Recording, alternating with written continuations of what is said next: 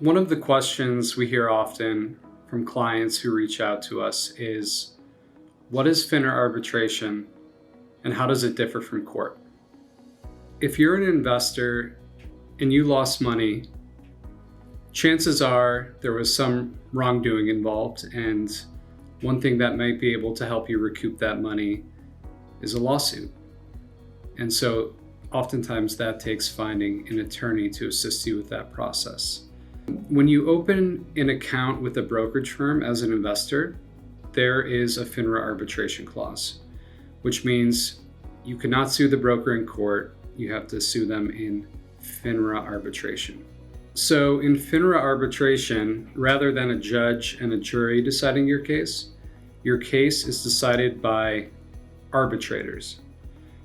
In small cases under $100,000, it may be one arbitrator deciding your case. In larger cases above $100,000, it may be three arbitrators deciding your case. So what is an arbitrator? Well, they could be anybody. And FINRA has a long list of arbitrators throughout the country who are willing to serve as arbitrators on a particular action. We've had cases with yoga instructors who were arbitrators, or teachers, or policemen, all the way to other attorneys or CPAs, accountants, financial advisors, and everything in between. And so in FINRA, when you file an action against a brokerage firm, there's a process for selecting the arbitrators. Ultimately, 3 arbitrators are appointed to your case, and they are essentially the judge and the jury.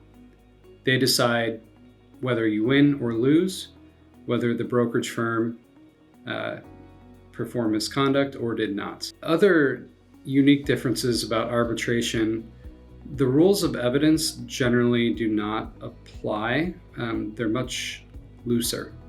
So imagine in the TV show Suits, you have Harvey Specter and he's in court and he stands up and he says, "Objection, Your Honor, hearsay."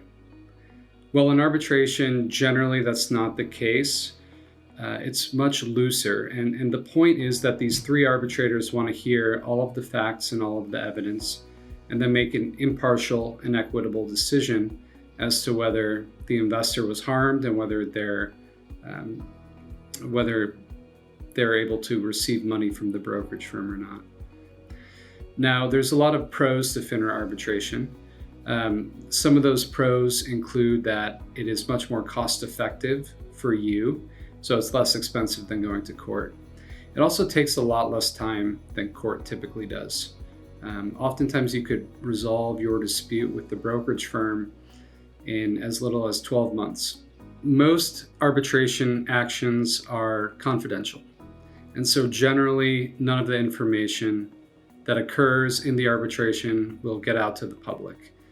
And this is important for many people when you're talking about sensitive financial information. The arbitrators are independent and impartial. Also in arbitration, the decision of the arbitrators is final and binding. And so oftentimes you hear horror stories of a court case where somebody won the case against a big company, and then there was an appeal, and it dragged out for years and years and years until that person passed away, and they were never able to see a resolution of the case.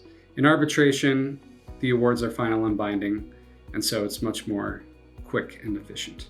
If you are an investor and you think your financial advisor committed misconduct, or if you look at your account statements and you see large losses, where there's smoke, there's fire.